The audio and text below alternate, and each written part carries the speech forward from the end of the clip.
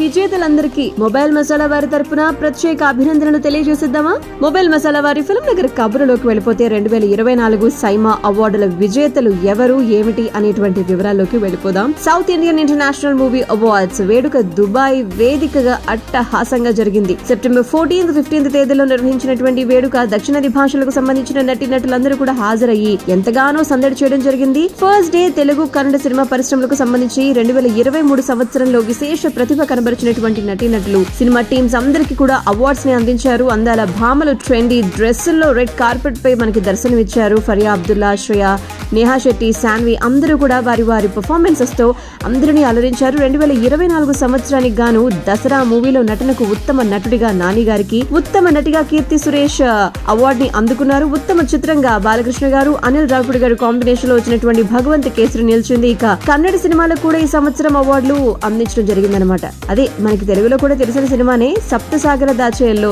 మరి అందులో అద్భుతమైన నటన కనబరిచినటువంటి రక్షిత్ శెట్టి ఉత్తమ నటిగా రుక్మిణి మరి అవార్డ్స్ ని అందుకోవడం జరిగిందనమాట.